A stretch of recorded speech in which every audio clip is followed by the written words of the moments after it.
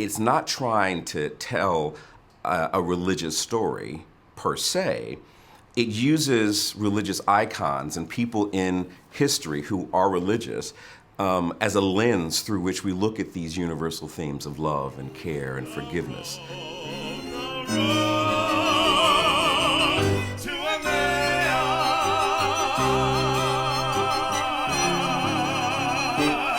Everyone has seen this story, but what's remarkable about this is it's so honest, it's so real, it's so immediate. You actually are wondering what's going to happen next.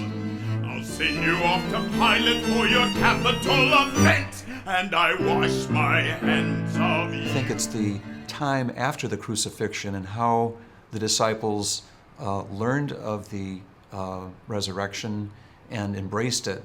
That's fascinating and interesting.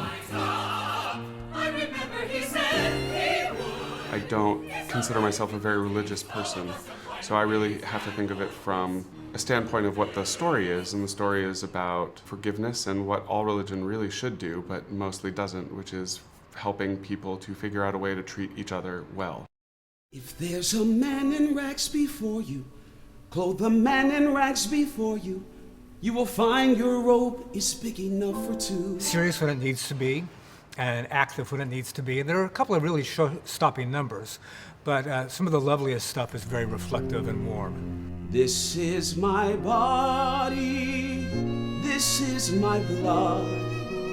Anyone sitting around the Last Supper table when Jesus said, "One of you will betray me," after what happened, I think they would all feel like they had betrayed him, but nobody more so than Peter, who Jesus says, "You know, you're going to deny me 3 times," and Peter says, "It'll never happen." And then a couple hours later, it happens. There's a kind of a fun challenge as to how do you make that believable and how that would affect Peter's faith and his sense of self.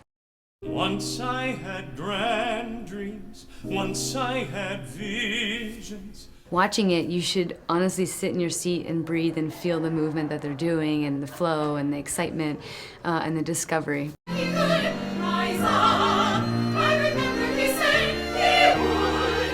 It's all right if you feel dizzy. I hope audiences will leave having heard some really beautiful music and take another look at how they treat someone that day. The thing that really gets me excited is the level of artistry. Everything from the music and the lyrics to the voices and the bodies through which the story is told, the directing and how that story is orchestrated for both the stage and the screen makes it an amazing piece of art. And so I just feel very proud to be a part of it.